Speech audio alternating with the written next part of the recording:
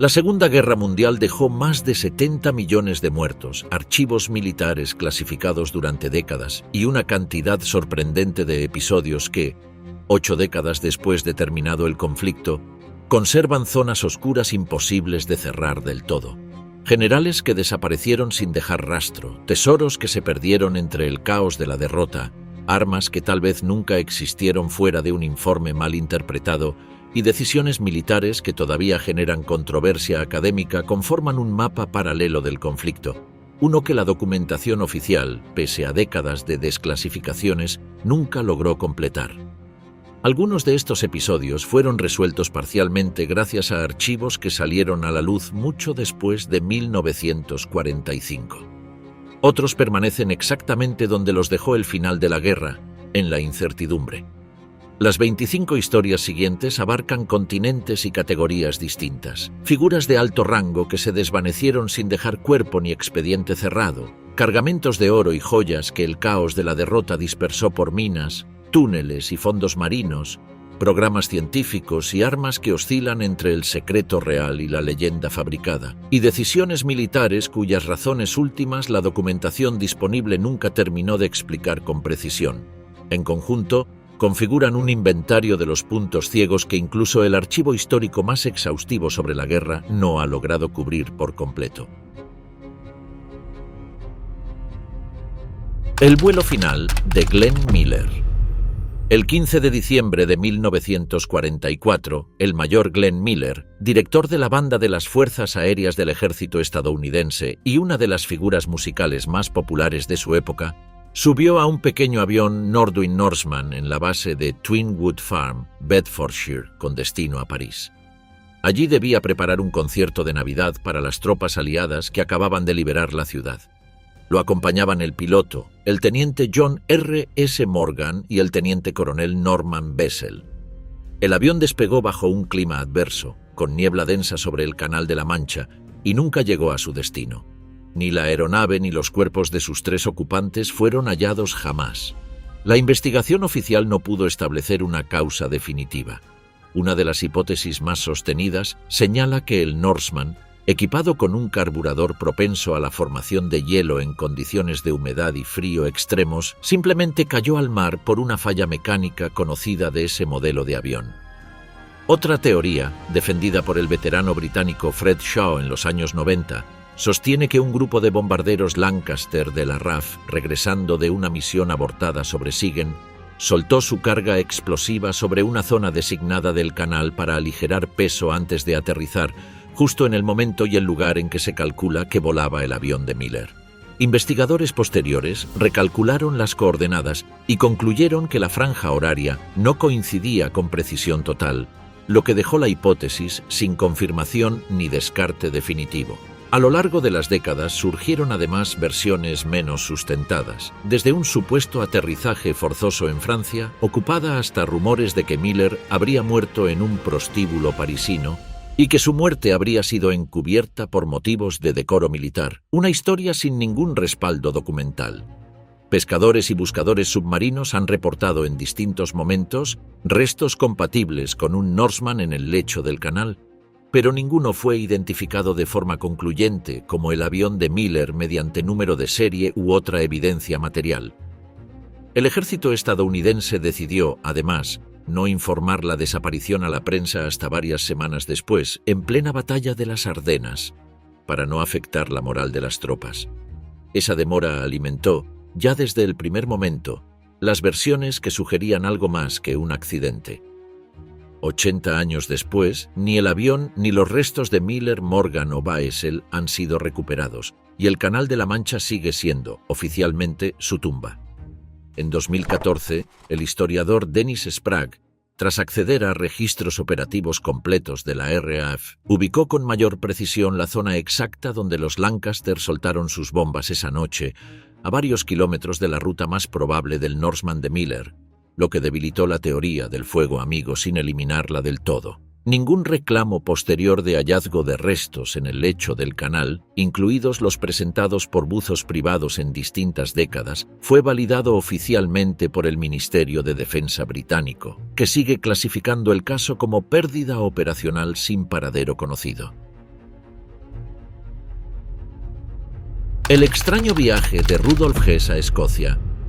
El 10 de mayo de 1941, Rudolf Hess, número 3 en la jerarquía del régimen nazi y sucesor designado de Hitler tras Hermann Göring, despegó en solitario desde Augsburgo a los mandos de un caza bimotor Messerschmitt Bf 110 modificado con tanques de combustible adicionales. Voló más de 1.500 kilómetros hasta Escocia, donde finalmente saltó en paracaídas cerca de Eaglesham, a pocos kilómetros de la residencia del duque de Hamilton. Su objetivo declarado era negociar una paz separada con Gran Bretaña, basada en la idea de que ambas naciones germánicas debían unirse contra la Unión Soviética, cuya invasión Alemania lanzaría apenas 6 semanas después. La operación se mantuvo en absoluto secreto, incluso dentro del propio régimen alemán. Hitler, informado tras el vuelo, reaccionó con lo que sus colaboradores describieron como auténtica conmoción y ordenó difundir la versión de que Hess había actuado por iniciativa personal, posiblemente afectado por desequilibrios mentales, una narrativa que convenía a ambos bandos, a Alemania para desligarse del episodio y a Gran Bretaña para evitar que se interpretara como una señal de debilidad ante una propuesta de paz real. Lo que nunca quedó esclarecido del todo es hasta qué punto el duque de Hamilton, piloto de la RAF y figura con cierta simpatía previa hacia el acercamiento anglo-alemán, esperaba el contacto y si servicios de inteligencia británicos participaron en atraer a Hess mediante intermediarios. Algunos historiadores sostienen que el MI6 organizó una operación de engaño usando a un agente doble para hacer creer a Hess que existía un grupo aristocrático británico dispuesto a negociar, aprovechando así su buena fe para neutralizarlo políticamente. Otros consideran que Hess actuó motivado únicamente por su propia lectura de la situación, influenciada por el ocultismo y la astrología que profesaba, sin ningún tipo de trampa de por medio. Documentos relacionados con el caso permanecieron clasificados en los archivos nacionales británicos mucho más tiempo que la mayoría de los expedientes de la época, lo que alimentó sospechas sobre su contenido. Cuando finalmente se desclasificaron parcialmente en los años 90 y 2000, no aportaron una respuesta definitiva sobre el grado de coordinación previa. Hess permaneció detenido el resto de su vida, fue juzgado en Nuremberg y condenado a cadena perpetua, y murió en la prisión de Spandau en 1987. Hasta hoy, los motivos exactos de su vuelo, el papel real de los servicios de inteligencia británicos y el conocimiento que Hitler tenía del plan siguen sin una versión histórica unánime. Su esposa, Ilse Hess, encabezó durante décadas una campaña internacional para lograr su liberación por motivos humanitarios, apoyada incluso por gobiernos occidentales hacia el final de su vida. La Unión Soviética, sin embargo, vetó sistemáticamente cada intento de excarcelación dentro del Comité de las Cuatro Potencias que administraba Spandau, argumentando que Hess debía cumplir la totalidad de su condena, una postura que algunos historiadores interpretan como una forma tardía de represalia política antes que como una decisión jurídica estrictamente fundamentada. La muerte de Hitler, el cuerpo que nunca convenció del todo el 30 de abril de 1945, con el Ejército Rojo a pocas cuadras de la Cancillería del Reich, Adolf Hitler y Eva Braun, con quien se había casado un día antes, murieron en el búnker subterráneo de Berlín. Según los testigos que sobrevivieron, Hitler se disparó con su pistola mientras mordía una cápsula de cianuro y Braun ingirió veneno.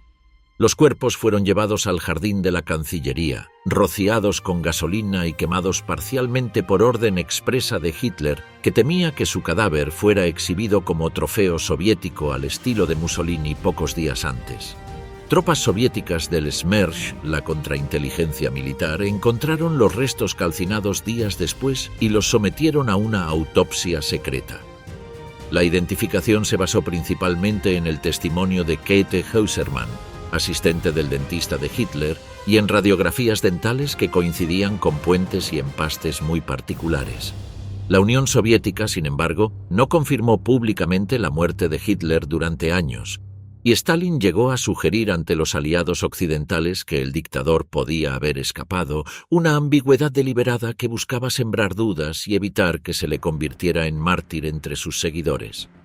Los restos permanecieron bajo custodia soviética en distintas locaciones de Alemania del Este hasta 1970, cuando, según documentos del KGB desclasificados en 1990, fueron exhumados, incinerados por completo y sus cenizas arrojadas a un afluente del río Elba para evitar que el lugar se transformara en sitio de culto neonazi. Sin embargo, un fragmento de cráneo con un orificio de bala y una porción de mandíbula con dentadura quedaron conservados en los archivos estatales de Rusia. En 2009, un equipo de la Universidad de Connecticut obtuvo una muestra del fragmento de cráneo y, al analizar su ADN, determinó que pertenecía a una mujer de entre 20 y 40 años, lo que reabrió la discusión sobre la autenticidad de las piezas exhibidas por Moscú durante décadas. La controversia se mantuvo hasta 2018, cuando un equipo forense liderado por el médico francés Philippe Chaglier logró acceso a la dentadura conservada en los archivos rusos y,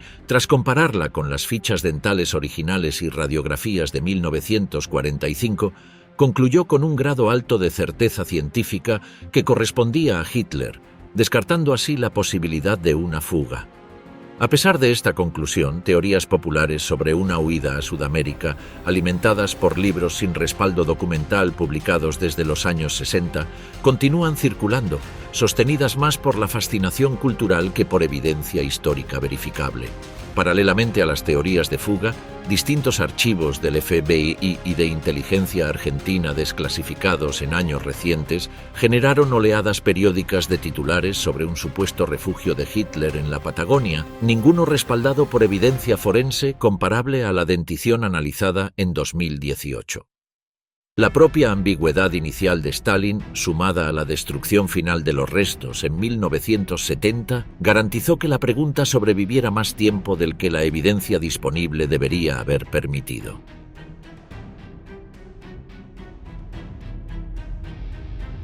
Heinrich Müller, el jefe de la Gestapo que se desvaneció. Heinrich Müller, jefe de la Gestapo y responsable directo de la coordinación de las deportaciones hacia los campos de exterminio,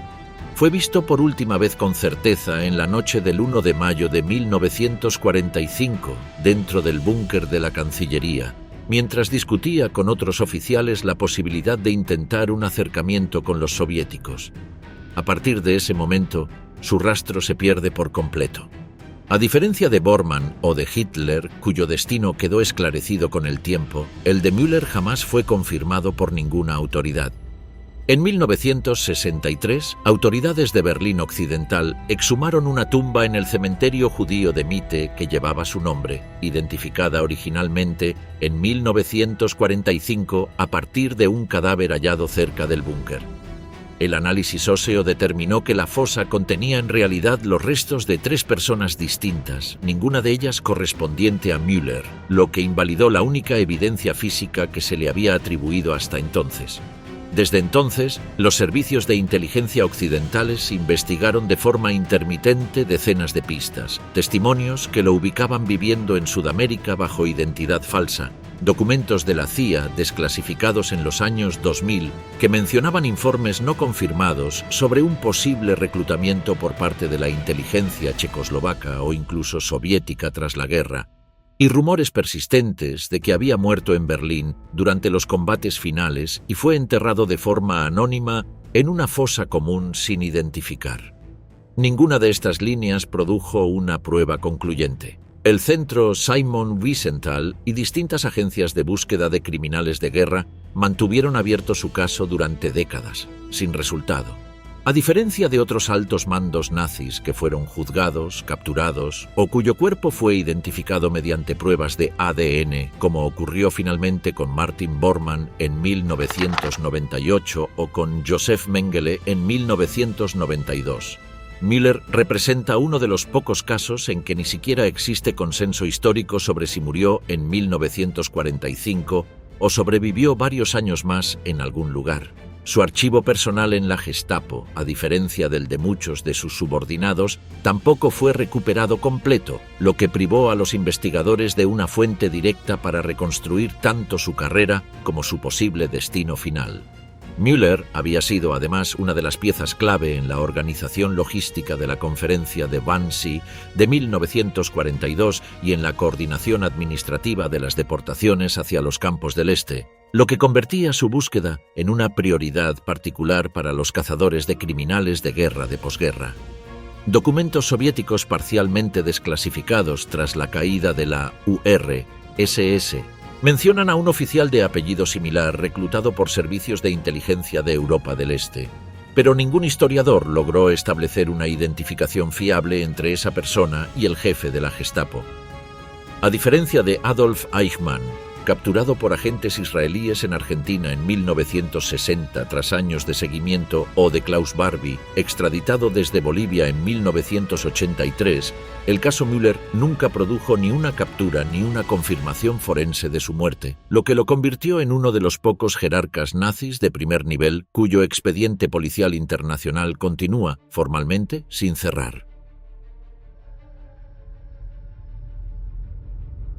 ¿El prisionero de Spandau era realmente Rudolf Hess? Tras su captura en 1941 y su condena a cadena perpetua en los juicios de Nuremberg, Rudolf Hess pasó más de 4 décadas como único recluso de la prisión de Spandau en Berlín, custodiada conjuntamente por las 4 potencias ocupantes.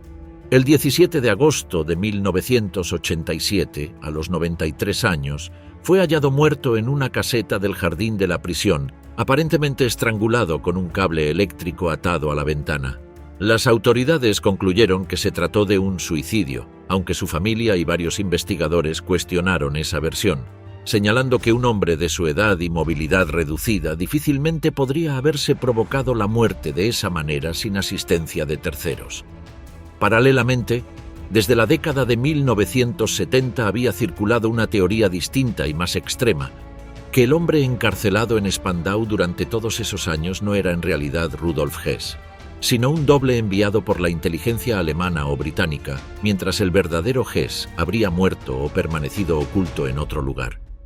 La hipótesis se apoyó en hallazgos médicos puntuales, como la ausencia de cicatrices de heridas de guerra que Hess había sufrido durante la Primera Guerra Mundial, documentadas en registros médicos previos a 1941, y en discrepancias señaladas por algunos médicos militares británicos que lo examinaron durante su cautiverio en Spandau.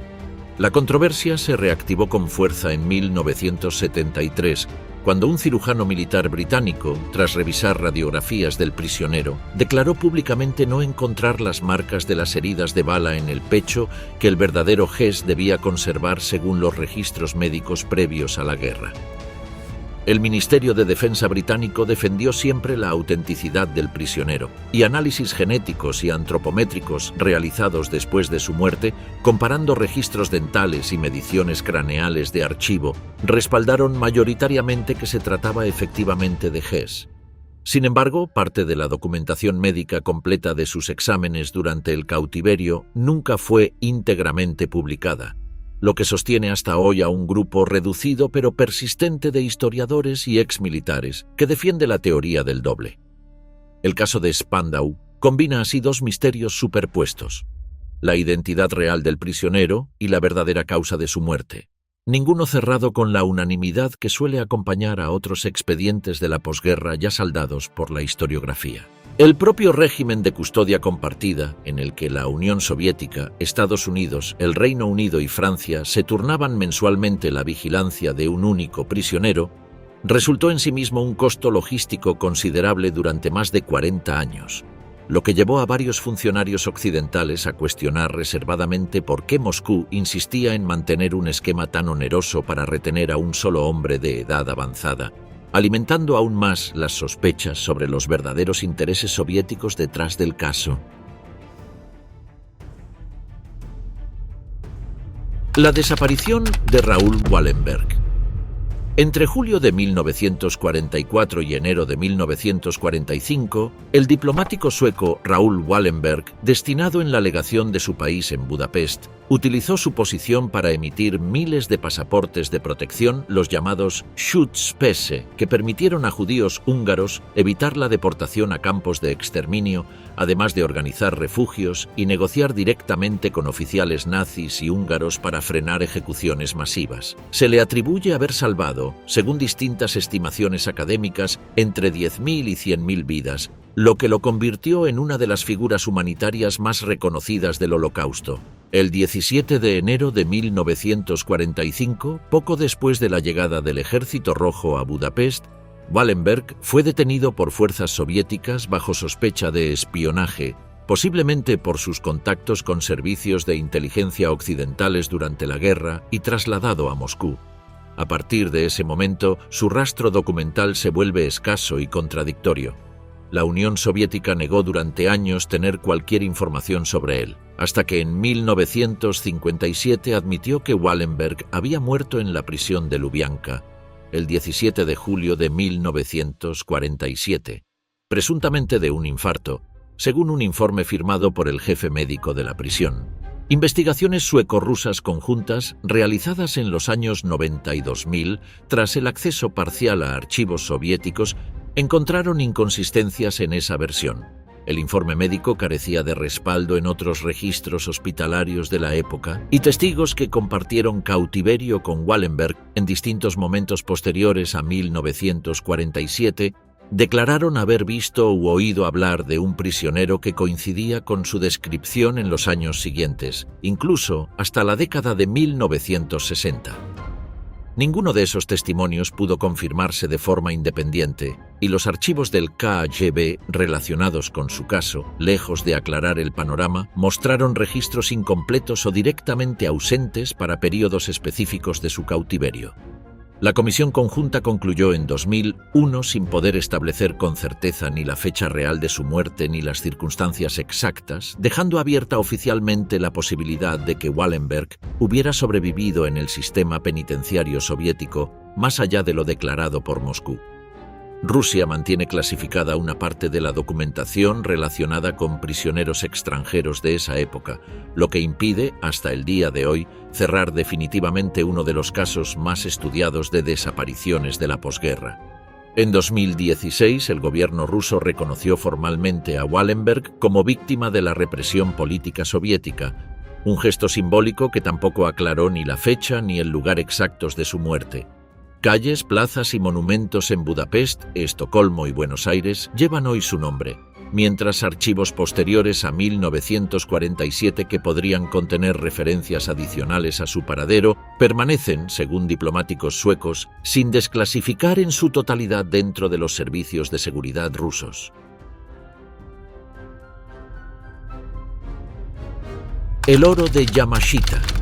Durante la ocupación japonesa del sudeste asiático, fuerzas imperiales saquearon sistemáticamente bancos, templos, museos y residencias privadas en Filipinas, Malasia, Indonesia, Birmania y otros territorios conquistados, en una operación conocida extraoficialmente como Lirio Dorado. Según la leyenda surgida tras la guerra, gran parte de ese botín, compuesto por oro, piedras preciosas y objetos de arte, habría sido concentrado en Filipinas y escondido en una red de túneles y cuevas bajo la supervisión del general Tomoyuki Yamashita, comandante japonés en el archipiélago poco antes de la rendición de 1945. Yamashita fue capturado, juzgado por crímenes de guerra y ejecutado en 1946, sin que se le atribuyera formalmente conocimiento ni participación directa en el ocultamiento de tesoro alguno durante su proceso.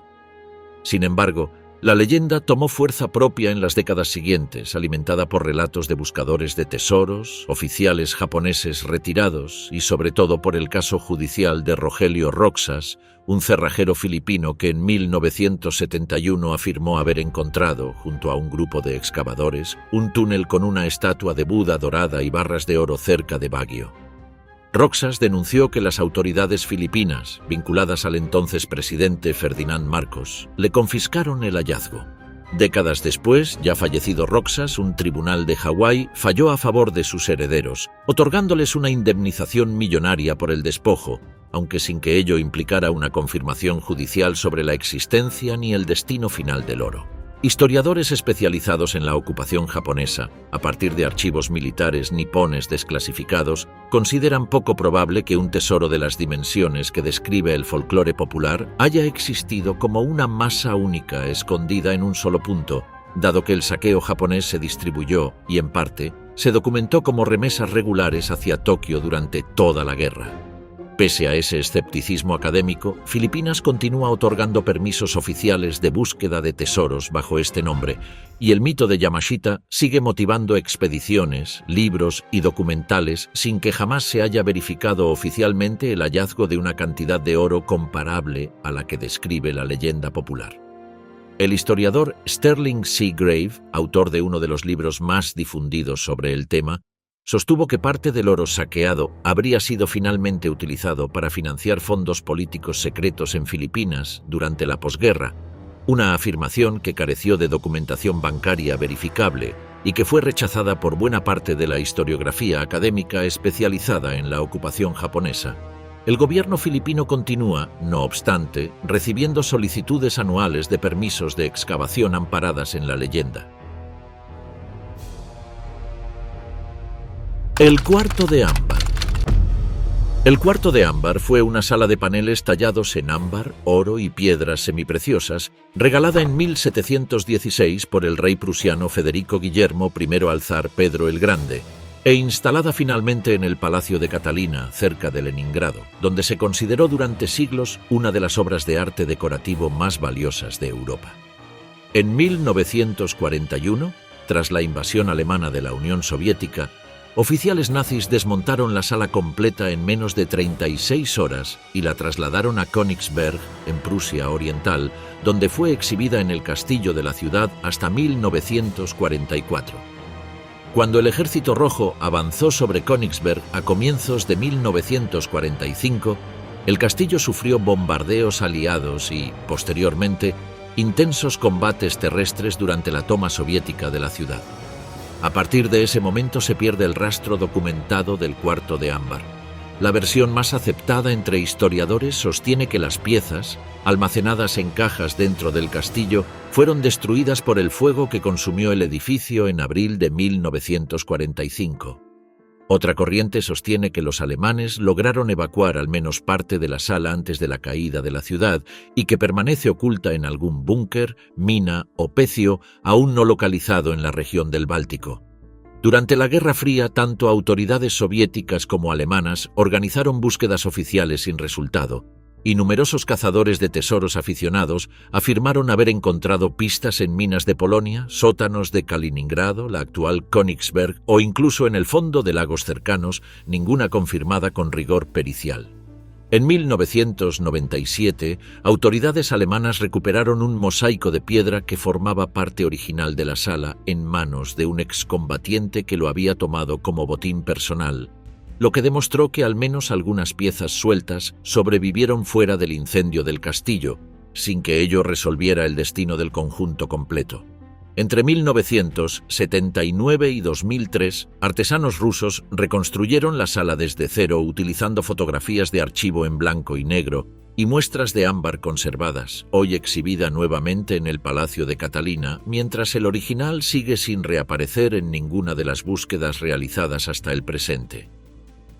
En 2020, un grupo de investigadores alemanes retomó la búsqueda en una cantera abandonada cerca de Deutsch-Neudorf, en Sajonia, tras el hallazgo de un mapa atribuido a un oficial de las SS, sin que las perforaciones realizadas confirmaran ningún hallazgo relacionado con la sala original. Cada nueva pista, recurrente desde los años 50, ha seguido el mismo patrón.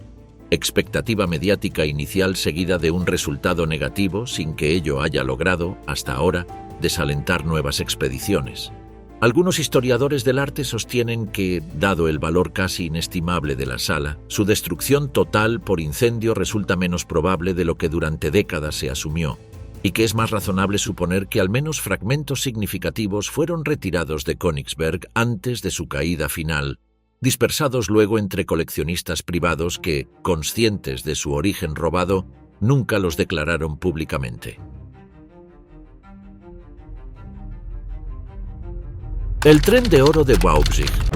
En 2015, dos buscadores de tesoros, el polaco Piotr Koper y el alemán Andreas Richter, anunciaron públicamente haber localizado, mediante radar de penetración terrestre, un objeto subterráneo de aproximadamente 100 metros de largo cerca de un tramo de vías abandonado próximo al castillo de Książ en Wałbrzych, suroeste de Polonia. Según su interpretación, se trataba de un tren blindado alemán oculto en un túnel sellado durante los últimos meses de la guerra, posiblemente cargado con oro, joyas y obras de arte saqueadas, vinculado a la leyenda local de un convoy desaparecido en los caóticos días de la retirada alemana de Silesia en 1945. El anuncio coincidió con una antigua tradición oral de la región, que desde la posguerra hablaba de un tren fantasma escondido en alguno de los numerosos túneles del proyecto Riese, un complejo subterráneo construido con trabajo forzado bajo las montañas cercanas con fines aún debatidos por los historiadores, que van desde búnkeres de mando hasta instalaciones industriales secretas vinculadas al programa de armamento alemán.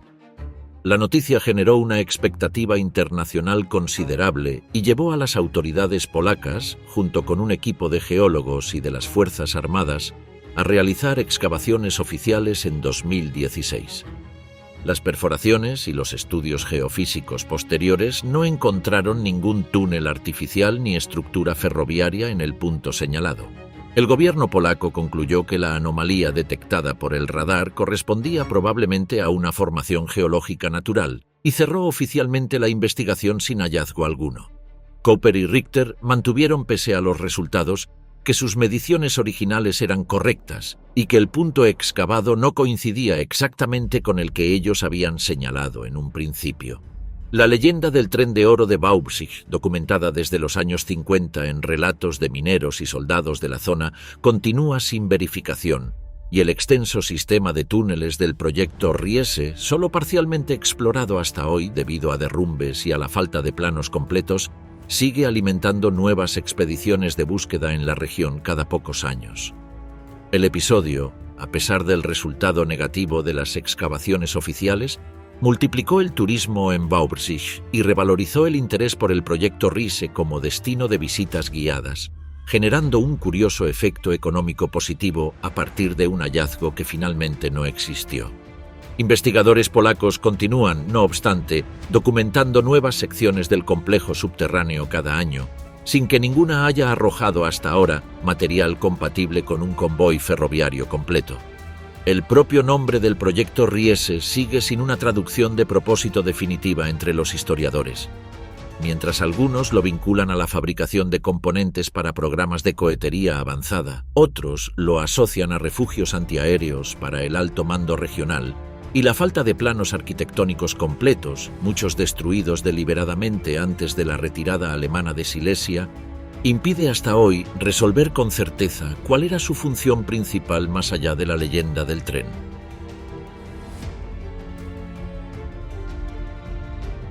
El oro del Reichsbank, que nunca se contó por completo.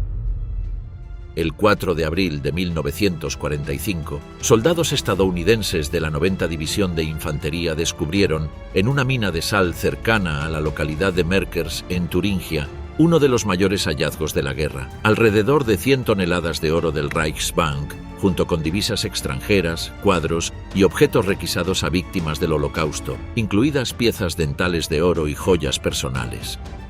El general Eisenhower visitó personalmente el lugar en una de las imágenes más difundidas de la posguerra, y el contenido fue trasladado a Frankfurt bajo estricta custodia militar. Sin embargo, los historiadores económicos que reconstruyeron posteriormente la contabilidad del Reichsbank a partir de registros bancarios alemanes señalaron que la cantidad recuperada en Merkers no representaba la totalidad de las reservas de oro que Alemania poseía al inicio de la guerra ni de los activos que continuó acumulando mediante el saqueo de los países ocupados y la confiscación de bienes judíos. Una parte significativa del oro y las divisas del Banco Central había sido distribuida en los meses finales del conflicto entre distintas dependencias regionales, embajadas neutrales y oficiales de las SS en operaciones de evacuación hacia zonas consideradas más seguras, incluyendo posibles envíos hacia Suiza, España, Portugal y Sudamérica a través de redes bancarias y diplomáticas que se mantuvieron parcialmente activas hasta el colapso final del régimen. Investigaciones de posguerra realizadas por comisiones aliadas y reabiertas décadas más tarde por historiadores suizos en los años 90 en el marco de los reclamos sobre fondos de víctimas del Holocausto depositados en bancos neutrales, lograron rastrear solo una fracción de esos movimientos, documentando transferencias hacia el Banco Nacional Suizo cuyo origen y destino final en algunos casos no pudo reconstruirse con precisión contable completa. El propio gobierno alemán reconoció en informes posteriores que una porción del oro del Reichsbank, estimada en distintas cifras según la fuente consultada, nunca fue recuperada ni contabilizada de manera definitiva, lo que mantiene abierta hasta hoy la pregunta sobre su destino exacto y sobre cuántas de esas remesas llegaron efectivamente a su destino declarado. La denominada Operación Safe Haven, organizada por los aliados occidentales hacia el final de la guerra, intentó precisamente rastrear estos movimientos de capital hacia países neutrales, pero su alcance se vio limitado por la falta de cooperación plena de bancos suizos, españoles y portugueses, y por la prioridad que las potencias occidentales dieron, ya en 1945, a reconstruir Alemania como aliado frente a la Unión Soviética antes que a perseguir exhaustivamente cada lingote desviado durante el colapso del régimen. El submarino primero 52 y el oro del fondo del Pacífico. En el marco de las llamadas misiones Yanagi, mediante las cuales Japón y Alemania intercambiaron tecnología militar y materias primas estratégicas durante la guerra, el submarino de carga japonés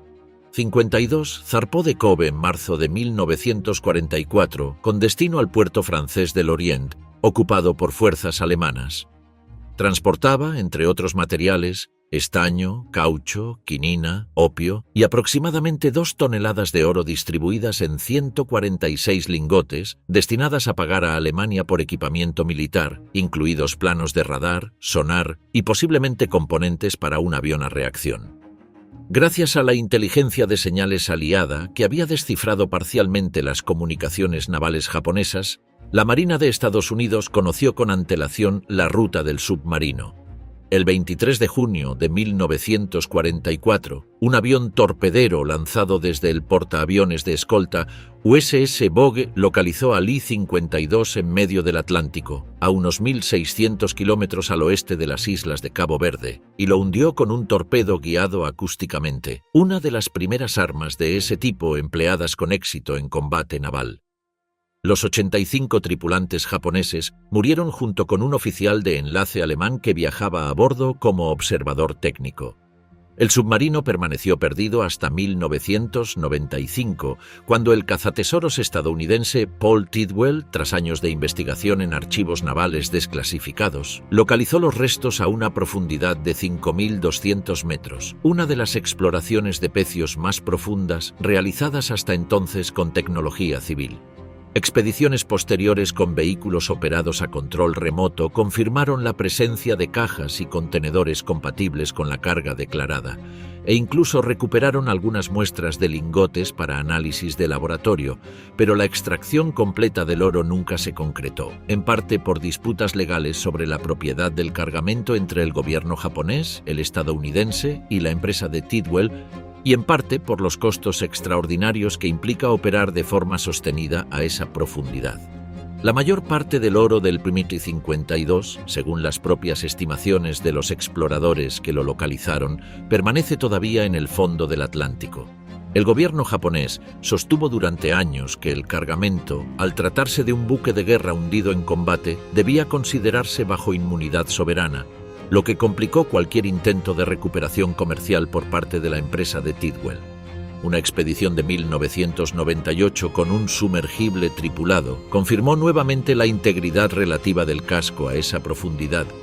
pero los costos de una extracción a gran escala, estimados en varias decenas de millones de dólares, frenaron hasta hoy cualquier operación definitiva de rescate. El hundimiento del Awa Maru. El Awa Maru era un buque de pasajeros y carga japonés al que, en un caso excepcional dentro del derecho de guerra, Estados Unidos otorgó garantía de paso seguro en marzo de 1945 a cambio de que transportara suministros de la Cruz Roja destinados a prisioneros aliados retenidos en el sudeste asiático.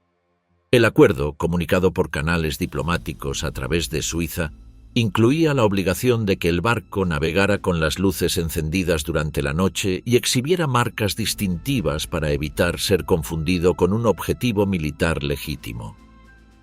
En la madrugada del 1 de abril de 1945, mientras cruzaba el estrecho de Taiwán de regreso a Japón, el Awa Maru fue avistado por el submarino estadounidense USS Queenfish, cuyo comandante, Charles Elliot Laughlin, identificó erróneamente al buque como un destructor enemigo debido a la niebla y a fallas en la comunicación interna sobre el salvoconducto vigente para esa ruta y esa fecha. El Queenfish disparó 4 torpedos que hundieron al Awa Maru en minutos, matando a más de 2.000 personas, entre tripulantes, pasajeros civiles y prisioneros de guerra aliados que viajaban a bordo en sentido contrario al declarado oficialmente por Tokio. Solo un sobreviviente fue rescatado. Laughlin enfrentó un consejo de guerra por la violación del acuerdo de paso seguro, aunque fue sancionado de forma leve y continuó su carrera naval sin mayores consecuencias. Más allá de la tragedia humana, el hundimiento alimentó durante décadas rumores sobre un cargamento adicional no declarado en el manifiesto oficial: oro, platino, diamantes industriales y obras de arte saqueadas en territorios ocupados que Japón habría intentado repatriar aprovechando la inmunidad del convoy.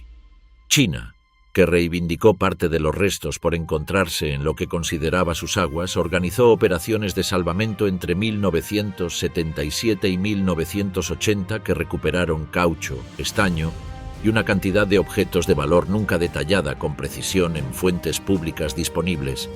Documentos japoneses de posguerra, parcialmente destruidos durante la rendición, no permitieron reconstruir un inventario completo de la carga real del Awa Maru, dejando sin confirmación definitiva tanto el contenido total del barco como el destino final de lo recuperado por los buzos chinos en aquellas campañas de los años 70. El propio Departamento de Estado estadounidense había advertido a la Marina, mediante un mensaje cifrado que llegó con demoras al submarino, sobre la presencia del convoy protegido en esa ruta exacta, un fallo de comunicación que distintos historiadores navales consideran la causa administrativa central de la tragedia, más allá del error de identificación visual cometido por Laughlin esa noche de niebla. El caso quedó documentado, además, como uno de los pocos ejemplos de la Guerra del Pacífico en que Estados Unidos reconoció formalmente haber violado un acuerdo de protección que había otorgado por escrito.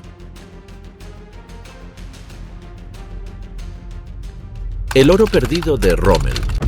En 1948, la revista francesa Noir et Blanc publicó una serie de artículos firmados por el periodista Robert Ferrier que relataban el hallazgo de un mapa, supuestamente dibujado por un suboficial alemán antes de morir, que indicaba la ubicación de un tesoro escondido por tropas del Afrika Korps bajo el mando del mariscal Erwin Rommel. Según el relato, antes de la retirada alemana del norte de África en 1943, oficiales habrían enterrado en cuevas de Córcega o en algún punto de la costa tunecina un cargamento de joyas, oro y divisas saqueadas durante la campaña, transportado en un submarino que nunca llegó a destino. La historia tuvo un éxito inmediato y desató una oleada de expediciones privadas a Córcega durante los años 50 y 60, financiadas incluso por empresarios y aventureros extranjeros, sin que ninguna lograra encontrar rastro del supuesto tesoro. En 1953, el propio Ferrier reconoció públicamente en otra publicación que toda la historia había sido una invención suya para incrementar las ventas de la revista, incluido el mapa, presentado como un documento gráfico elaborado por él mismo sin ninguna base real ni testimonio verdadero detrás. A pesar de esa confesión, ampliamente difundida en su momento dentro de los círculos periodísticos franceses, el mito del oro de Rommel sobrevivió y mutó con el tiempo, alimentando nuevas versiones que ya no atribuían el origen de la historia a Ferrier, sino que la situaban como un hecho histórico genuino, mal desmentido por intereses ocultos. Documentales, libros y al menos una producción cinematográfica retomaron la leyenda en décadas posteriores, presentándola muchas veces sin mencionar su origen como invención periodística deliberada. Cazadores de tesoros continuaron explorando cuevas costeras de Córcega hasta entrado el siglo XXI, y la combinación de una desmentida poco difundida fuera de Francia con el atractivo narrativo de un mariscal legendario y un tesoro de guerra mantuvo viva una historia que, a diferencia de otros misterios de esta lista, nació siendo una ficción reconocida y, sin embargo, jamás terminó de desaparecer del imaginario popular sobre la guerra en el desierto. La persistencia del mito resultó tan fuerte que incluso inspiró, años más tarde, tramas de novelas de aventuras y al menos un guión cinematográfico centrado en la búsqueda de un tesoro nazi en el Mediterráneo, género que continuó produciendo relatos similares mucho después de que la propia confesión de Ferrier hubiera quedado documentada en archivos periodísticos franceses de acceso público. Equipos con detectores de metales modernos volvieron a recorrer las costas corsas en la década de 2010, atraídos nuevamente por relatos locales que, pese a la desmentida de origen, seguían transmitiéndose de generación en generación entre los habitantes de la isla.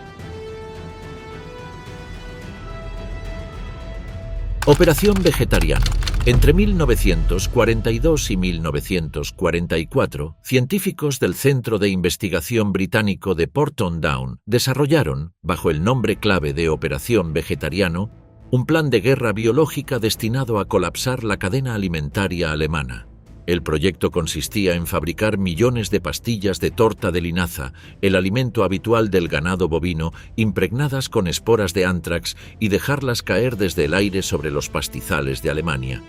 El objetivo era que el ganado las consumiera, muriera por la infección y que la cadena de contagio se extendiera a la población civil a través del consumo de carne y leche contaminada, generando una crisis alimentaria y sanitaria capaz de acelerar el colapso del esfuerzo bélico alemán.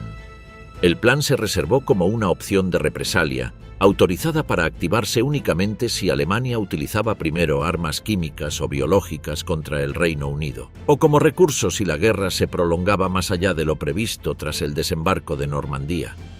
Para 1944 se habían producido y almacenado alrededor de 5 millones de las tortas contaminadas, listas para ser cargadas en bombarderos de la RAF, en caso de que el gabinete de guerra diera la orden definitiva de despliegue. Las pruebas de la efectividad del ántrax se realizaron en la pequeña isla escocesa de Gruinar, que quedó tan contaminada que permaneció deshabitada y vedada al público durante casi 5 décadas, hasta que un proceso de descontaminación con formaldehído diluido en agua de mar permitió declararla segura en 1990. La rendición alemana en mayo de 1945 hizo innecesaria la activación del plan, y las tortas almacenadas fueron destruidas, según los registros disponibles, mediante incineración controlada en años posteriores al conflicto. La documentación completa del proyecto permaneció clasificada bajo la Official Secrets Act británica durante más de 3 décadas y solo se conoció públicamente a partir de los años 70. Aspectos como la cantidad exacta de tortas finalmente destruidas, el protocolo real de despliegue previsto sobre el territorio alemán y el grado de aprobación que el plan llegó a tener en el más alto nivel político británico continúan sin estar completamente documentados en fuentes hoy abiertas al público.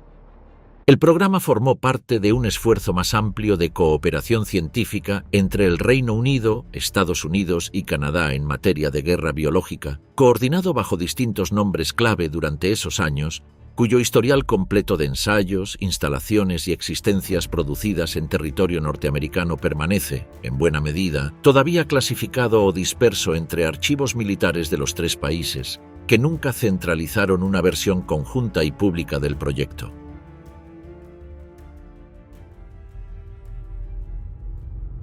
Die Glocke, el arma secreta que tal vez nunca existió desde comienzos de los años 2000, circula, principalmente a partir del libro del periodista polaco Igor Witkowski y su posterior difusión por el escritor estadounidense Joseph Farrell. La historia de un supuesto proyecto secreto alemán conocido como Die Glocke, la campana. Según esta versión, las SS habrían desarrollado en un complejo subterráneo cerca del río Wyszczyka, en la actual Polonia, un dispositivo metálico de forma acampanada que utilizaba una sustancia mercurial giratoria, denominada en estos relatos Serum 525, capaz de generar efectos antigravitatorios o incluso, según las versiones más extremas, distorsiones temporales medibles. El relato sostiene que el proyecto estuvo vinculado al general de las SS Hans Kammler, responsable real de varios programas de armamento avanzado del régimen, incluido el desarrollo de los cohetes V2, lo que le otorgó cierta verosimilitud superficial al ubicarlo dentro de una estructura de mando que efectivamente existió y operó instalaciones subterráneas similares. Sin embargo, historiadores especializados en la documentación técnica del Tercer Reich, que han revisado archivos de patentes, informes de la Ahnenerbe y registros del programa de armas conocido como Wunderwaffe, no han encontrado ningún documento original, fotografía o testimonio de posguerra contemporáneo a los hechos que mencione un proyecto con esas características o ese nombre. La fuente primaria de la historia, según el propio Witkowski, fue un interrogatorio a un oficial polaco anónimo cuya existencia no pudo verificarse de forma independiente por investigadores posteriores, lo que llevó a numerosos historiadores académicos a clasificar Die Glocke directamente como una leyenda urbana de la posguerra sin base documental, posiblemente surgida de la confusión o exageración de proyectos reales, pero mucho menos espectaculares relacionados con investigación electromagnética o de propulsión convencional de la época. Pese a este escepticismo generalizado en el ámbito académico, la historia se popularizó masivamente a través de programas de televisión, videojuegos y novelas, y continúa citándose en círculos de teorías conspirativas como evidencia de tecnología nazi oculta jamás recuperada por los aliados, sin que ningún archivo desclasificado de las potencias ocupantes haya aportado hasta la fecha un solo documento que confirme su existencia real más allá del relato original de Witkowski. Resulta significativo que el propio Hans Kammler, la figura real en torno a la cual se construyó buena parte de la leyenda, desapareciera él mismo sin dejar rastro verificable en los últimos días de la guerra, alimentando con su ausencia documental la idea de que pudo haber escapado llevándose consigo secretos tecnológicos jamás confirmados, una desaparición real que terminó funcionando paradójicamente como combustible adicional para un mito que la evidencia histórica disponible no logra sostener. Los Foo Fighters. Desde finales de 1944, pilotos del 415º Escuadrón de Cazas Nocturnos de las Fuerzas Aéreas del Ejército estadounidense, operando sobre el frente occidental europeo, comenzaron a reportar avistamientos de pequeñas esferas o luces brillantes, generalmente de color naranja o rojizo, que aparecían durante misiones nocturnas y se desplazaban acompañando a sus aviones durante varios minutos, manteniendo distancias y velocidades que no correspondían a ningún comportamiento de intercepción convencional conocido. Los pilotos bautizaron el fenómeno como los Foo Fighters, en referencia a una expresión sin sentido tomada de una tira cómica popular de la época en Estados Unidos. Los reportes, documentados en bitácoras de vuelo e informes de inteligencia de varias unidades distintas y ubicadas en sectores diferentes del frente, describían objetos que no aparecían en los radares de los aviones aliados, no disparaban ni eran disparados, y desaparecían súbitamente sin dejar rastro físico alguno. Ante la insistencia de los informes,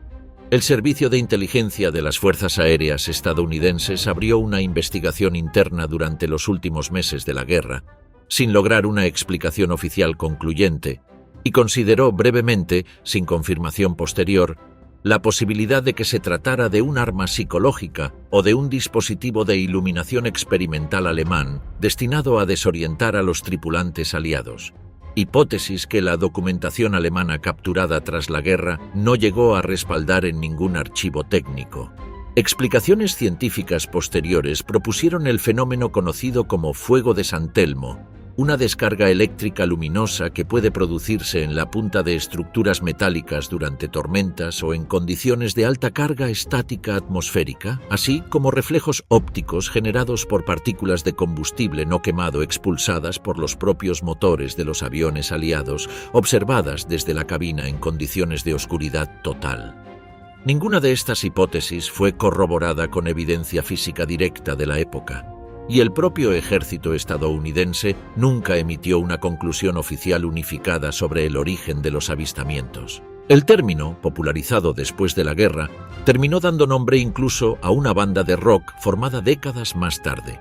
Mientras el fenómeno original permanece en los archivos militares consultados, catalogado oficialmente como no resuelto. Uno de los reportes más citados, registrado en diciembre de 1944 cerca de Estrasburgo y mencionado brevemente por la revista Time en enero de 1945, describió hasta 10 de estas luces siguiendo en formación a un grupo de bombarderos durante casi una hora, sin que ningún artillero lograra impactarlas ni que los pilotos reportaran sensación de amenaza directa más allá de la inquietud que generaba lo desconocido. Unidades de la Luftwaffe, según interrogatorios realizados a prisioneros alemanes capturados en esos meses, describieron de manera independiente fenómenos similares observados desde sus propios aviones, lo que descartó parcialmente ante los analistas aliados la hipótesis de un arma exclusivamente alemana, ya que ningún bando parecía controlar deliberadamente el fenómeno reportado por sus propios pilotos. La Batalla de Los Ángeles. En la noche del 24 al 25 de febrero de 1942, apenas semanas después del ataque a Pearl Harbor y pocos días después de que un submarino japonés bombardeara instalaciones petroleras cerca de Santa Bárbara, California, las defensas antiaéreas de Los Ángeles entraron en alerta máxima tras detectar, según los radares de la época, la presencia de objetos no identificados sobrevolando la ciudad. Durante varias horas, baterías del ejército dispararon más de 1.400 proyectiles antiaéreos hacia el cielo nocturno, mientras reflectores barrían las nubes en busca de aeronaves enemigas, en lo que la prensa local describió al día siguiente como un ataque japonés directo sobre territorio continental estadounidense.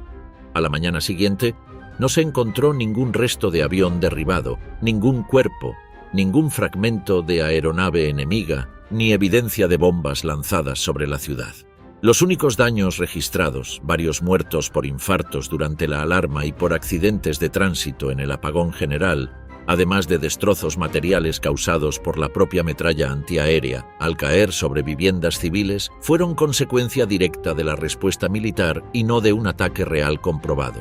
El secretario de Marina, Frank Knox, declaró públicamente días después que todo el episodio había sido producto de una falsa alarma, atribuible a los nervios de guerra generalizados tras el ataque a Pearl Harbor apenas 3 meses antes. Sin embargo, el ejército no coincidió completamente con esa versión naval, y un informe interno posterior, sin descartar la posibilidad de globos meteorológicos extraviados como posible origen de la confusión inicial, tampoco logró identificar con certeza qué fue exactamente lo que las baterías antiaéreas estuvieron disparando durante más de una hora, ni explicar por qué múltiples observadores en distintos puntos de la ciudad describieron de forma coincidente un objeto de gran tamaño desplazándose lentamente sobre el área, aparentemente resistente a los impactos directos de la artillería.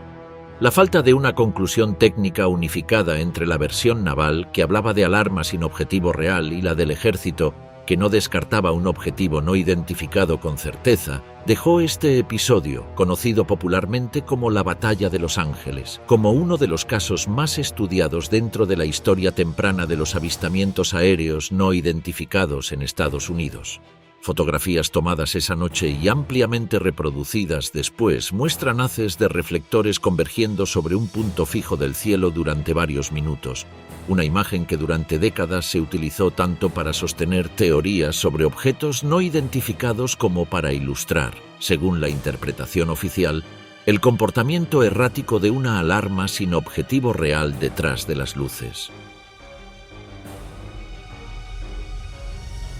El experimento Filadelfia y el USS Eldridge. La leyenda del llamado experimento Filadelfia sostiene que, en octubre de 1943, la Marina de los Estados Unidos habría sometido al destructor de escolta USS Eldridge a un experimento secreto basado en una supuesta teoría del campo unificado desarrollada por Albert Einstein, generando un campo electromagnético capaz de volver invisible al buque ante el radar y según las versiones más extremas del relato ante el ojo humano, e incluso de teletransportarlo instantáneamente desde el puerto de Filadelfia hasta Norfolk, Virginia, y de vuelta en cuestión de minutos.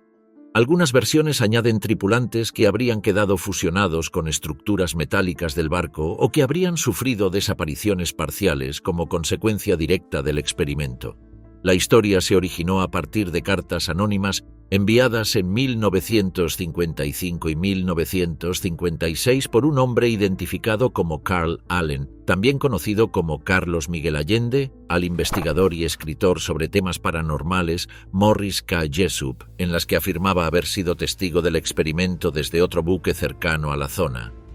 Jessup, escéptico inicialmente pero intrigado por el nivel de detalle, investigó el caso sin lograr corroborar ningún dato verificable de forma independiente, y la historia ganó notoriedad pública recién en los años 70, cuando se publicaron libros que retomaban esas cartas como base documental principal. Los registros oficiales de la Marina estadounidense, incluido el cuaderno de bitácora del propio U.S.S. Eldridge, muestran que el buque se encontraba en el Atlántico cerca de Nueva York y posteriormente en el Caribe durante las fechas en que se ubica el supuesto experimento, sin registro alguno de su presencia en Filadelfia en ese periodo exacto. Y la tripulación sobreviviente entrevistada en décadas posteriores negó sistemáticamente haber participado en cualquier prueba de esa naturaleza durante su servicio activo. Historiadores navales atribuyen el origen del mito a una confusión, deliberada o no, con experimentos reales, pero mucho más mundanos realizados durante la guerra como técnicas de desmagnetización de cascos, conocidas como degaussing para evadir minas magnéticas, y pruebas de camuflaje óptico para dificultar la detección visual de submarinos enemigos. A pesar de la ausencia total de respaldo documental y de las desmentidas oficiales reiteradas, el experimento Filadelfia se mantiene como una de las leyendas más persistentes de la guerra naval, replicada en libros, películas y series de televisión durante décadas posteriores a su origen. El propio Morris K. Jessup, quien había popularizado las cartas de Allende, murió en 1959 en circunstancias oficialmente catalogadas como suicidio dentro de su automóvil, lo que algunos seguidores de la leyenda interpretaron, sin ninguna evidencia que lo sustente, como un silenciamiento relacionado con sus investigaciones, sumando así un misterio adicional, este sí completamente carente de base documental, a una historia que ya partía de fuentes no verificadas desde su origen. El hundimiento silenciado del SS Leopoldville. En la víspera de Navidad de 1944, el SS Leopoldville, un transporte de tropas belga reconvertido para el esfuerzo aliado, cruzaba el Canal de la Mancha desde Inglaterra hacia Cherburgo con más de 2.200 soldados estadounidenses de la 66ª División de Infantería que se dirigían a reforzar el frente durante la Batalla de las Ardenas. A pocos kilómetros de su destino, el submarino alemán U-486 lo torpedeó. El impacto no hundió el barco de inmediato, lo que generó una falsa sensación de seguridad entre buena parte de la tropa, mientras la tripulación belga, con escasa coordinación con los oficiales estadounidenses y dificultades de comunicación derivadas en parte de la barrera idiomática, no logró organizar una evacuación ordenada en los minutos críticos posteriores al impacto. Los barcos de escolta cercanos tardaron en acudir al rescate, en parte por fallas de comunicación radial, y en parte porque el puerto de Cherburgo, a pesar de la cercanía, no envió de inmediato embarcaciones de auxilio suficientes, supuestamente por ser víspera de Navidad y contar con personal reducido en los muelles esa noche. El Leopoldville finalmente se hundió cerca de 2 horas después del impacto y la cifra final de muertos, según los registros revisados décadas más tarde, superó las 750 víctimas, muchas de ellas por hipotermia en aguas heladas mientras esperaban un rescate que no llegaba a tiempo. El ejército estadounidense y el gobierno británico clasificaron el incidente casi en su totalidad, alegando razones de moral de la tropa y seguridad operativa, y prohibieron a los sobrevivientes hablar públicamente del hundimiento durante años bajo amenaza de sanción disciplinaria. La consecuencia fue que, durante más de 5 décadas, el desastre del Leopoldville permaneció prácticamente desconocido para el público general, a diferencia de otras tragedias navales de la guerra de magnitud comparable y mucho más documentadas. Recién en los años 90, tras la desclasificación parcial de archivos militares y la publicación de investigaciones independientes basadas en testimonios de sobrevivientes ya ancianos, se reconstruyó una cronología más completa del desastre. Aún así, responsabilidades específicas, como por qué la tripulación belga no contaba con botes de salvamento suficientes en buen estado, o por qué la respuesta desde Cherburgo demoró tanto esa noche en particular, nunca fueron establecidas con la precisión que sí tuvieron otros desastres navales aliados mejor documentados de la misma guerra. Un memorial dedicado a los caídos del Leopoldville recién se inauguró formalmente en Cherburgo en 1996, más de 5 décadas después del hundimiento, coincidiendo con la desclasificación que permitió a los sobrevivientes hablar públicamente por primera vez sin restricciones, un contraste notable frente a la rapidez con que otros desastres aliados de la guerra recibieron reconocimiento oficial y memoria pública.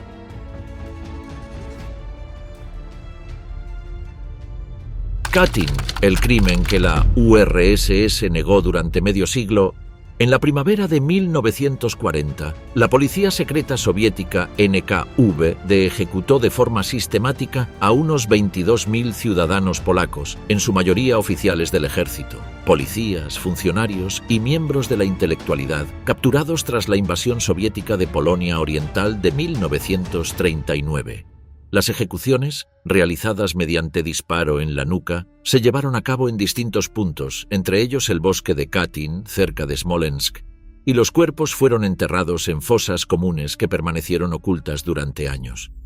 En 1943, tropas alemanas que ocupaban la región anunciaron el descubrimiento de las fosas de Katyn y acusaron públicamente a la Unión Soviética de la masacre, en una campaña propagandística destinada a fracturar la alianza entre los soviéticos y los gobiernos occidentales en plena guerra. La Unión Soviética negó cualquier responsabilidad y, a su vez, acusó a Alemania de haber cometido las ejecuciones tras ocupar la zona en 1941. Gobiernos aliados, principalmente Estados Unidos y el Reino Unido, conocían a través de informes de inteligencia propios indicios sólidos de la responsabilidad soviética, pero optaron, por razones de necesidad estratégica en plena guerra contra Alemania, por no cuestionar públicamente la versión de Moscú, su socio militar indispensable en el frente oriental. Esa postura se mantuvo prácticamente intacta durante toda la Guerra Fría. La Unión Soviética sostuvo oficialmente la culpabilidad alemana hasta 1990, cuando, bajo el gobierno de Mikhail Gorbachov, el Kremlin reconoció por primera vez la responsabilidad directa del NKVD y en 1992 Rusia entregó a Polonia documentación que incluía la orden original firmada por Stalin y otros miembros del Politburó, autorizando las ejecuciones masivas de oficiales polacos. A pesar de ese reconocimiento, archivos completos sobre el operativo, incluida la ubicación exacta de algunas fosas adicionales y los nombres de la totalidad de las víctimas, no fueron entregados en su totalidad y Rusia clasificó nuevamente parte de la investigación judicial sobre Katyn en 2004, alegando razones de seguridad nacional. Organizaciones polacas y familiares de víctimas continúan reclamando, hasta el día de hoy, el acceso íntegro a esos expedientes, lo que mantiene parcialmente abierto, en su dimensión documental, aunque ya no en su autoría establecida, uno de los episodios de encubrimiento más prolongados de la guerra.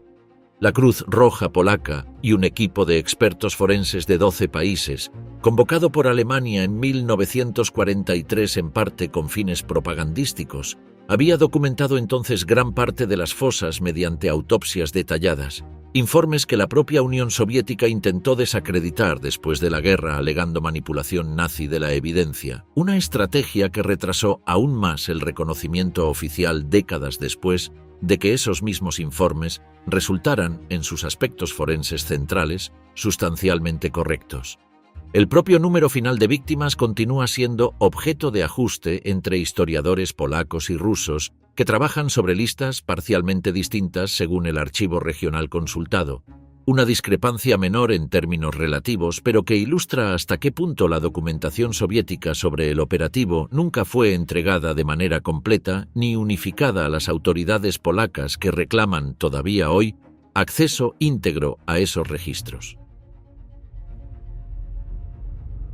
Unidad 731. Los archivos que Estados Unidos compró. Durante la ocupación japonesa de Manchuria, la Unidad 731, dirigida por el médico militar Shiro Ishii desde su sede principal en Pinfan, cerca de Harbin, llevó adelante entre 1937 y 1945 un extenso programa de experimentación con armas biológicas y químicas sobre seres humanos,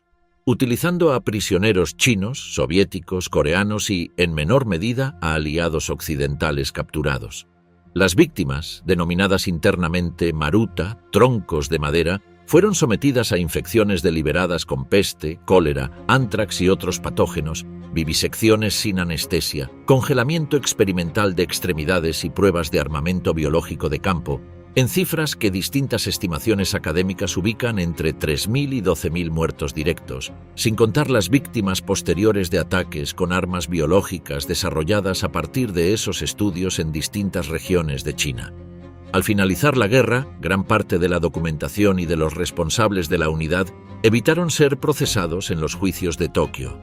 Investigadores estadounidenses, conscientes del valor científico obtenido de forma criminal de los datos sobre los efectos de armas biológicas en humanos, negociaron en 1947 y 1948 con Ishii y otros oficiales clave un acuerdo de inmunidad judicial a cambio del acceso completo a sus archivos de investigación en el marco más amplio de la naciente Guerra Fría y el interés estadounidense por desarrollar su propio programa de defensa biológica antes que la Unión Soviética. Ese acuerdo permaneció oficialmente negado por el gobierno estadounidense durante décadas, hasta que historiadores accedieron a documentos desclasificados a partir de los años 80 que confirmaron tanto la existencia del pacto como el traslado de informes técnicos hacia instalaciones de investigación en Estados Unidos. Sin embargo, partes sustanciales del archivo original de la Unidad 731, incluidos registros médicos detallados de las víctimas y protocolos experimentales completos, nunca se hicieron públicos en su totalidad, ya sea porque permanecen clasificados, porque fueron destruidos deliberadamente por los propios japoneses antes de la rendición para evitar pruebas incriminatorias, o porque se perdieron durante su traslado. El número exacto de víctimas, la lista completa de identidades y el destino final de buena parte de esa documentación siguen sin reconstruirse de manera definitiva hasta el presente. Varios investigadores que participaron en los experimentos de la unidad se reincorporaron sin sanción a la vida profesional japonesa de posguerra, y algunos ocuparon luego cargos relevantes en la industria farmacéutica y médica del país. Una continuidad que historiadores japoneses y extranjeros consideran una consecuencia directa, aunque incómoda, del pacto de inmunidad firmado con Estados Unidos en los años 40. La Ahnenerbe y la búsqueda nazi en el Tíbet. En 1938, el Instituto de Investigación de las SS, conocido como Ahnenerbe, fundado por Heinrich Himmler para sustentar científicamente las teorías raciales del nazismo, organizó una expedición al Tíbet liderada por el joven zoólogo Ernst Schäfer. El equipo, integrado también por antropólogos y técnicos de cine, permaneció varios meses en la región recolectando especímenes de fauna, realizando mediciones craneales y antropométricas sobre la población local y filmando material documental con el objetivo declarado de aportar evidencia a las teorías de Himmler sobre un origen ario común entre pueblos del Himalaya y las razas nórdicas europeas. Los registros oficiales de la expedición, hoy conservados en archivos alemanes, documentan un trabajo de campo relativamente convencional para los estándares, profundamente racistas pero metodológicamente ortodoxos, de la antropología física de la época, sin mención alguna a la búsqueda de artefactos esotéricos, ciudades perdidas o el Santo Grial,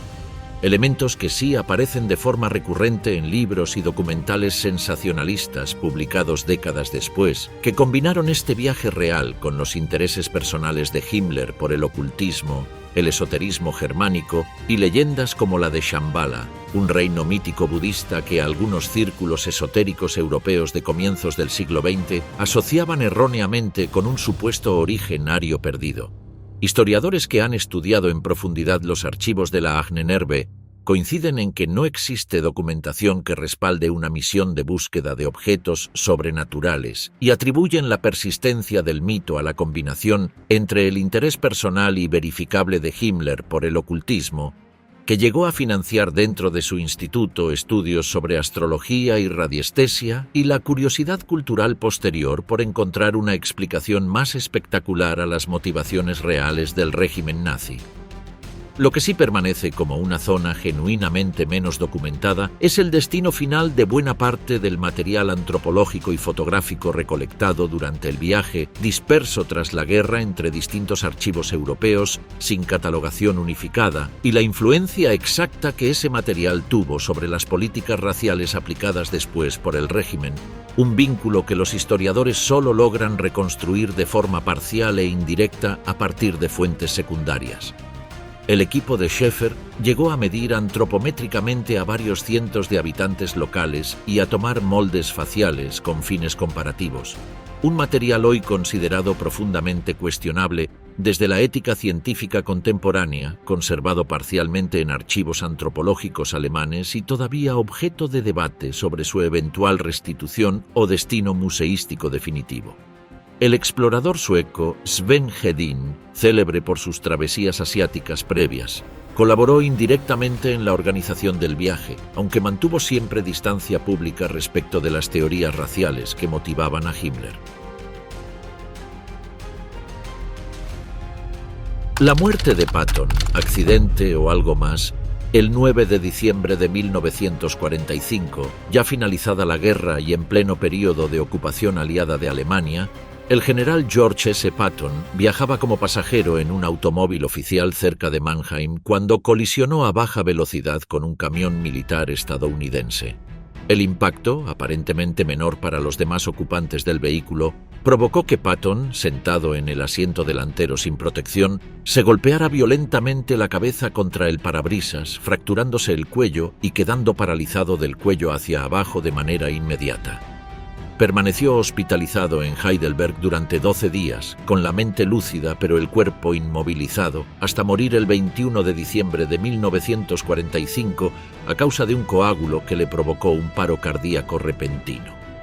Patton había sido, durante los meses previos al accidente, una figura cada vez más incómoda para el alto mando aliado por sus declaraciones públicas en contra de la desnazificación tal como se estaba aplicando, su abierta hostilidad hacia la Unión Soviética y sus comentarios sobre la conveniencia de continuar la guerra contra los soviéticos mientras el ejército aliado aún estaba movilizado en Europa.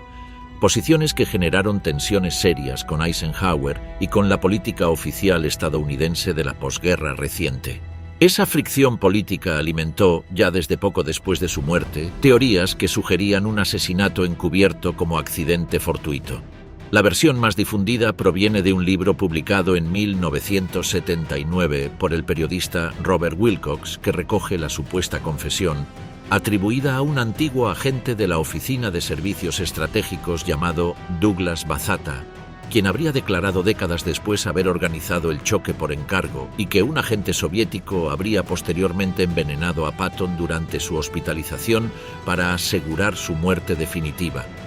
Ninguna de estas afirmaciones logró sustento documental independiente. Los registros médicos disponibles son compatibles con una muerte por complicaciones de un traumatismo accidental, y el conductor del camión involucrado, identificado como el soldado Robert L. Thompson, nunca fue investigado más allá del procedimiento administrativo habitual de la época. La combinación de una muerte repentina, un contexto político tenso y una confesión tardía sin verificación independiente mantiene viva la teoría entre ciertos sectores, aunque sin evidencia que la respalde más allá del relato de una sola fuente jamás corroborada por documentación adicional. El propio Eisenhower, en correspondencia privada escrita poco después del accidente, describió la noticia como profundamente inesperada, sin manifestar en esas cartas ninguna sospecha de irregularidad, un detalle que historiadores citan habitualmente para contrastar la frialdad institucional del momento, con la intensidad que la teoría del asesinato adquirió recién décadas más tarde.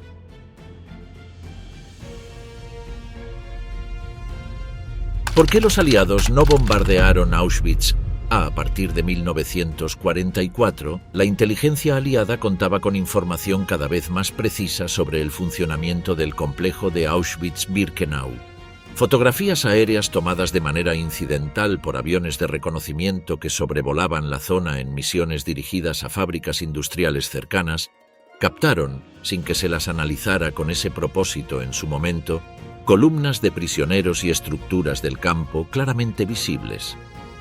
A esto se sumó, a mediados de ese año, el informe detallado elaborado por Rudolf Verba y Alfred Wetzler, dos prisioneros que habían logrado escapar del campo, describiendo con precisión el funcionamiento de las cámaras de gas y los crematorios para las autoridades aliadas. Organizaciones judías, entre ellas el Congreso Judío Mundial y representantes de comunidades húngaras,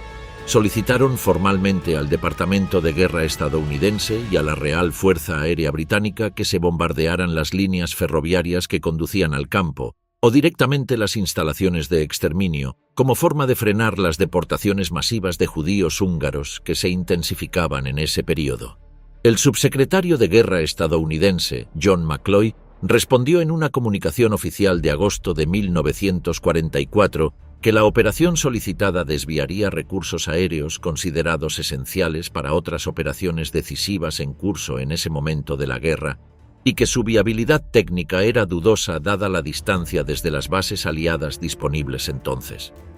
Historiadores posteriores han debatido extensamente esa justificación, señalando que bombarderos aliados sobrevolaron y atacaron instalaciones industriales situadas a pocos kilómetros del propio campo en esas mismas semanas, lo que indicaría que la distancia no era un obstáculo técnico insuperable como se argumentó. Otros historiadores defienden que un bombardeo de precisión sobre las líneas férreas habría tenido efectos limitados, dado que éstas podían repararse en pocos días con mano de obra forzada y que atacar directamente las cámaras de gas habría matado a un número significativo de los propios prisioneros sin garantía de detener el genocidio en marcha más allá del efecto inmediato. No se ha logrado establecer con certeza documental hasta qué punto la decisión respondió estrictamente a un cálculo militar racional, a un desconocimiento real de la escala del exterminio en curso o a una falta de prioridad política frente al sufrimiento de la población judía europea, y los archivos disponibles sobre las deliberaciones internas de ese verano siguen siendo, según reconocen los propios historiadores que los han consultado en profundidad, incompletos en puntos clave de la cadena de decisión.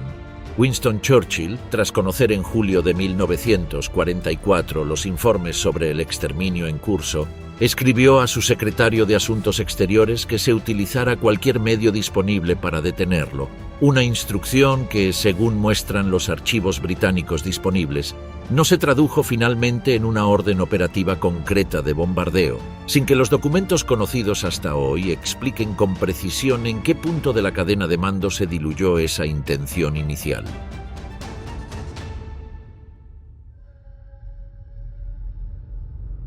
La masacre de Malmedy. El 17 de diciembre de 1944, durante las primeras horas de la ofensiva alemana en las Ardenas, un grupo de combate de la primera división Panzer de las SS, comandado por el coronel Joachim Peiper, interceptó cerca del cruce de Bognes, próximo a la localidad belga de Malmedy, a una columna de la Batterie B del 285 Batallón de Observación de Artillería estadounidense. Tras un breve intercambio de disparos, los soldados estadounidenses, superados en número y armamento, se rindieron.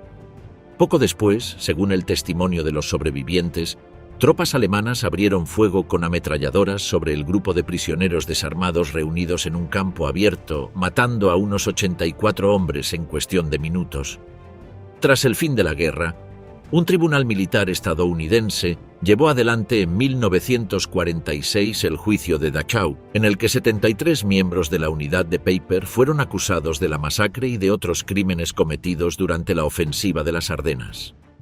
43 recibieron condenas de muerte y el resto penas de prisión, incluido el propio Peiper, condenado a la horca. Sin embargo, a partir de 1948 comenzaron a circular denuncias de que los interrogadores estadounidenses habían obtenido buena parte de las confesiones mediante métodos coercitivos, incluidos simulacros de ejecución, privación de sueño y golpes, lo que llevó a una revisión interna del ejército y, en 1949, a una investigación del Senado liderada por un comité en el que participó activamente el entonces senador Joseph McCarthy. La presión política derivada de esas denuncias llevó a que ninguna de las condenas a muerte se ejecutara finalmente, y Paper, junto con el resto de los condenados, vio sus penas conmutadas y fue liberado en 1956, más de una década antes de lo que sus sentencias originales preveían.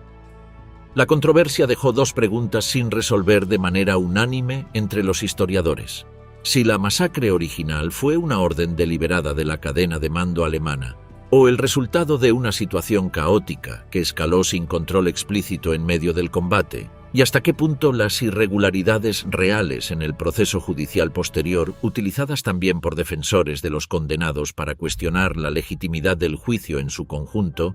terminaron beneficiando indebidamente a responsables de un crimen de guerra cuya ejecución, según la mayoría de la evidencia testimonial disponible, sí fue intencional desde el primer disparo. Joachim Paper, quien tras cumplir parte de su condena, se instaló bajo su nombre real en la localidad francesa de Traves, murió en julio de 1976 cuando su vivienda fue incendiada durante la noche,